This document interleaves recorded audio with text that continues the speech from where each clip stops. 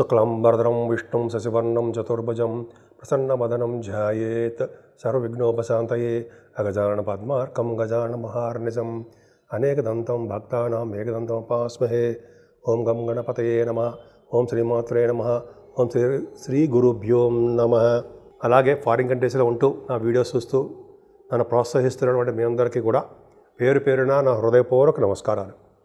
ఇప్పుడు మనం మే 18 నుంచి 24వ తారీఖు మే వరకు కూడా ఈ వారం రోజులు ఆ వివిధ రాశుల యొక్క ఫలితాలు ఎలా ఉండబోతున్నాయో తెలుసుకుందాం.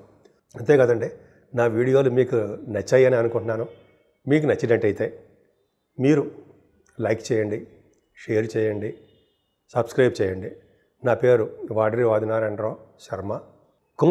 కుంభరాశి వారికి స్వేచ్ఛగా హాయిగా ప్రశాంతమైన వాతావరణంలో అని గాలి పీల్చుకోండి. ఎందుకంటే చంద్రరాహువులు మీ రాశిలో ఉండడము, మీ రాశికి గురుదృష్టి ఉండడం వల్ల ప్రశాంతమైన వాతావరణం ఉంటుందండి మీకు. అంటే రాహు చిన్న చిన్న ఇబ్బంది కలిగిస్తాడు. చంద్రుడు కలిగిస్తాడు. చంద్రరాహులు కలిగించరు. ఎందుకంటే చంద్రరాహులు మంచిగా చేస్తారు. చంద్రుడితో కలిసిన రాహు మిక్కిలి బలవంతుడైపోతాడు, శుభాలే ప్రసాదిస్తాడని శాస్త్రవచనం కదండి. 20-21 తారీఖులో బ్యూటిఫుల్గా ఉంటుంది, చాలా బాగుంటుంది. పైగా భార్య గారి మాట వింటారు, మీరు దేవతాభక్తి కలిగి ఉంటారు, దైవభక్తి కలిగి ఉంటారు. జనరల్గా మీ రాశిలో మీ చంద్రరాహులు మీ రాశిలో అంటే జాతకాలు కలిసి అంటే అవయవశాస్త్రం బ్రహ్మాండంగా ఫిజికల్ బాడీ ఫిట్నెస్ బాగుంటుంది అర్థం. ఏదేమైనా శనీశ్వరుడు ద్వితీయ భావంలో ఉన్నాడు. అమ్మ బాబోయ్, శనీశ్వరుడు అనుకుంటాం కదా, ఏం పడదండి. ఆయన ద్వారా కూడా మనం పని చేయించుకుందాం, లాభాలు పొందుదాం. ఏ విధంగా అంటే 12th హౌస్ లార్డ్ కనుక శని ద్వితీయ భావంలో, శని కదా ఎవరైనా సరే ద్వితీయ భావంలో ఉంటే వాళ్ళు ఖచ్చితంగా ఫారిన్ కంట్రీస్ వెళ్తారు. వాళ్ళు ఉద్యోగం కోసము, ఉన్నతమైన భృతి కోసము, భృతి అంటే ఉద్యోగం బతకడం కోసము, ఆ ఉద్యోగం అయితే వ్యాపారాల కోసము విదేశాలు వెళ్ళి ధనం సంపాదిస్తారు ఖచ్చితంగా. అంతే. కాకపోతే ఏ నడిచిన ప్రభావం ఉంది కాబట్టి ఏం భయపడాల్సిన అవసరం ఏం లేదండి.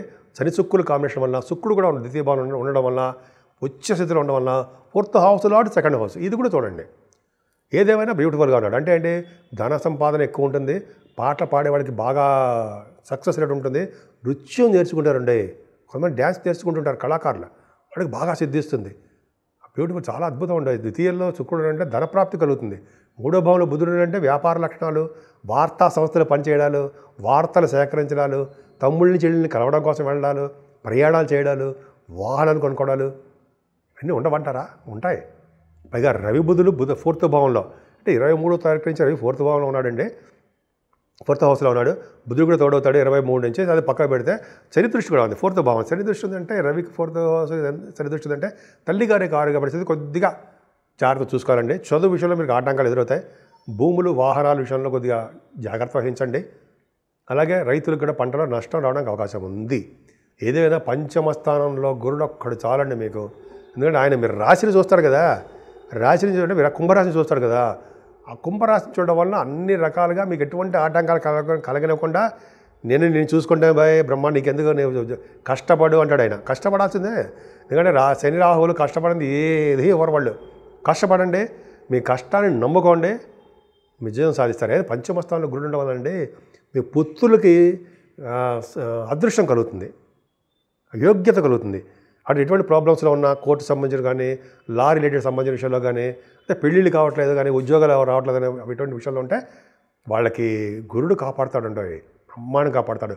పుత్ర సంతాన యోగ్యత ఇచ్చి తీరుతాడు కుంభరాశి వాళ్ళకి. పుత్రుల వలన ధనయోగ ప్రాప్తి కూడా కలిగిస్తాడు మీకు. సర్వదా బ్యూటిఫుల్ అండి, చాలా అదృష్టం, నాకు బాగా నచ్చింది. ఎందుకంటే గురుడు ఉండడం వల్ల మీకు సినిమా రంగంలోనూ, టెలివిజన్ రంగంలోనూ, వాటిల్లోనూ, కళారంగంలోనూ, సంగీత సాహిత్య నృత్య కళాకారులుగాను, అందులో సాహిత్య రంగంలో రచయితలుగాను పేరు ప్రఖ్యాతులు తెచ్చుకుంటారండి మీరు. ధన సంపాదన కూడా బాగుంటుంది. మంత్రి పదవులు, ఒక్క విషయం చెప్పాలంటే మంత్రి పదవులు కూడా మీరు సిద్ధిస్తాయి. మీరు రాజకీయ రంగంలో ఉంటే మీకు మంత్రి పదవులు సిద్ధించడం ఆల్మోస్ట్ ఖాయం. అంటే రాజకీయ రంగంలో ఉంటే మీ జాతకంలో ఆ అదృష్టం ఉంటే నేను చెప్పేది. సరే, అది పక్క పెడదామండి. ఇంకా చెప్పుకుంటే చాలా ఉంది. ఏదైనా సప్తమ స్థానం అదే 6వ భావంలో కుజుడు కూడా మంచివాడే, యోగాన్ని కలిగిస్తూ ఉంటాడు, అద్భుతాన్ని యోగాన్ని ఇస్తుంటాడు.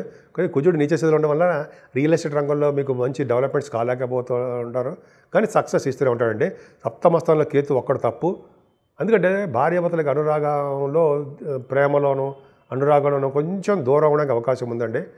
ఏదేమైనా దగ్గరకు వచ్చే సంబంధాలు కూడా ఆగిపోవడానికి అవకాశం ఉంది.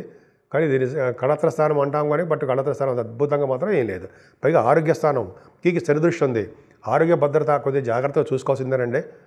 ఎందుకంటే మీరు అన్నీ కష్టపడతారు, అన్నీ బాగుంటాయి, కానీ మీ ఆరోగ్యం పట్ల మీ శ్రద్ధ వహించరు. కొద్దిగా ఈ కొన్ని రోజుల పాటైనా, కొన్ని రోజులు కాదు 2.5 సంవత్సరాలు, సో ఆ పాటు కూడా మీరు ఖచ్చితంగా మీరు ఆరోగ్యం పట్ల శ్రద్ధ వహించండి. మెడిసిన్స్ వాడండి. ఎప్పుడు దినదిన ప్రవర్ధమానం అవ్వండి. ఎందుకంటే మీకు భోగభాగ్యాలుగా ఇవ్వడానికి రెడీగా ఉన్నాడు గురుడు. భాగ్యస్థానాన్ని, లాభస్థానం బ్రహ్మాండంగా చూసుకుంటున్నాడు. మీ ఆరోగ్యమే ఇంపార్టెంట్. అవి అనుభవించడానికి ఆరోగ్యంగా ఉండాలి. కాబట్టి ఫుల్గా ఫిట్నెస్గా ఇక్కడి నుంచి ఈ రోజు నుంచి ఫిట్నెస్గా ఉండండి. మీరు ఆల్రెడీ ఫిట్నెస్గా ఉంటారండి, మీకు భయం ఎలా? సరే, భాగ్యస్థానానికి గురుదృష్టి ఉండడం వల్ల భాగ్యం వృద్ధి అయిపోతూ ఉంటుంది. భయపడాల్సిన అవసరం ఏం లేదు. నిరంతరం భాగ్య వృద్ధి అవుతూ ఉంటుంది. అలాగే విదేశ పర్యటన చేస్తూ ఉంటారు. అలాగే గురువుగారు పీఠాలతో తీర్థయాత్రలు చేస్తారు. అలాగే మీరు అంటే వేద పండితులకి, ఆగమశాస్త్ర కోవిదులకి మంచి బాగా ఫైనాన్షియల్ స్టేటస్ పెరుగుతుందండి. మీరు ఏ చిన్న వ్యాపారం చేసినా ఆ వ్యాపారాభివృద్ధి కలుగుతూనే ఉంటుంది. పైగా 10th హౌస్ లార్డ్ కుజుడయ్యాడు కాబట్టి, నీచస్థితిలో ఉన్నాడు కాబట్టి, 10th హౌస్ లార్డ్ అంత అద్భుతంగా లేడు కాబట్టి మీకు రియల్ ఎస్టేట్, సాఫ్ట్వేర్ రంగ ఉద్యోగస్తులకి కొద్దిగా ప్రాబ్లమ్స్ ఫేస్ చేస్తారండి. వాళ్ళ ఉద్యోగ భద్రత తక్కువ. ఏ రంగంలో ఉన్న వాళ్ళకైనా సరే, మీ గవర్నమెంట్ ప్రొఫెషన్ ఉన్న వాళ్ళకైనా సరే, మీకు ఉద్యోగంలో కష్టపడితే తప్ప మార్కులు పడవంట జరా. మార్కులు అంటే ఏంటి? ప్రమోషన్స్ రావని, ఉద్యోగంలో డబ్బులు పెరగవని అంటాం కదా, అవి కొద్దిగా అందరికీ కాదండి, కొంతమందికి మాత్రం ఉంటాయి. ఏదేమైనా లాభస్థానానికి బ్యూటిఫుల్గా చాలా గురుదృష్టి ఉందండి. గురుదృష్టి ఉంది. తన ఓన్ హౌస్ని చూసుకుంటాడు. అన్నయ్యల్ని బాగా డెవలప్ చేస్తాడు. మీ అన్నయ్యలకు ఉంటే వాళ్ళు బాగా డెవలప్ చేస్తారు. అన్నయ్యలకి, అక్కయ్యలకి కంటిన్యూస్ ఫ్లో ఆఫ్ మనీ ఇస్తూ ఉంటాడు. వ్యాపారంలో విస్తరణ అనుకున్న దానికంటే బాగా లాభాలు సంపాదించేస్తారు. భాగ్య లాభస్థానాలు భాగ్యస్థానం, లాభస్థానం చాలా బాగుంది. అంటే వ్యాపారం కన్నా, ఉద్యోగం కన్నా వ్యాపారం అని మిన్న అంటాం. ఉద్యోగం వ్యాపారం కూడా మిన్నే, కాస్తంత ఎక్కువ వ్యాపారం. ఏదైనా 12వ భావంలో రాహు తప్పు, చంద్రుడు ఉన్నాడు, గురుదృష్టి ఉంది. అంటే 12వ భావం కాదు, మీ 12వ భావంలో చంద్రుడు ఉన్నాడు. కాబట్టి వ్యాపార అభివృద్ధి దినదిన ప్రవర్ధం అవుతుంది.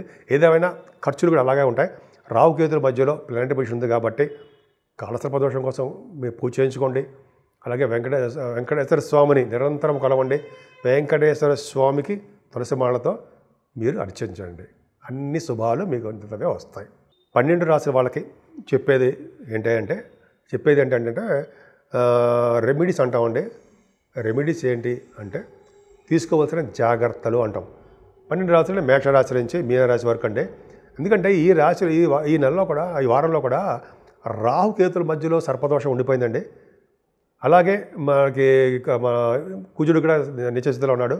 సో ఇవన్నిటికీ పరిహారం ఏంటంటే వెంకటేశ్వర స్వామి యొక్క ఆరాధన, ఆయన దగ్గర గుళ్ళో, వెంకటేశ్వర గుళ్ళో అఖండ దీపారాధన, స్వామివారికి తులసి మాలతోటి అర్చనలు చేయించుకోవడము, ఆయనకి మాల సమర్పించడం వలన 22వ తారీఖున హనుమత్ జయంతి వస్తుందండోయ్.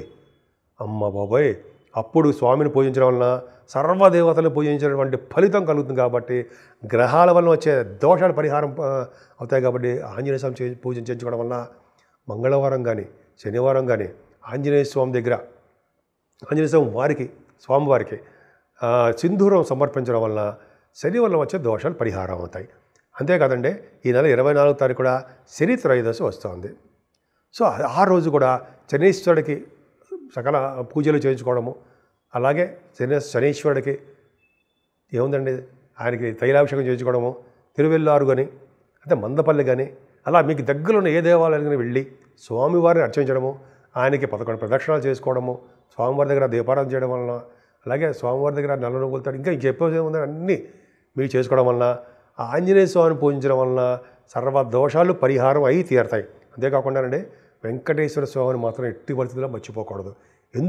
ఎందుకంటే ఇది మాధవ వాసము, హరివాసము, వైశాఖ మాసం కాబట్టి విష్ణువుకి ఇష్టమైన ప్రీతికరమైన మాసము. కాబట్టి వెంకటేశ్వర స్వామి యొక్క ఆరాధన, ఆయన యొక్క ఆశీస్సులు మనం పొందడం వల్ల అన్ని రంగాల్లోనూ మనం ముందంజలో ఉంటాం.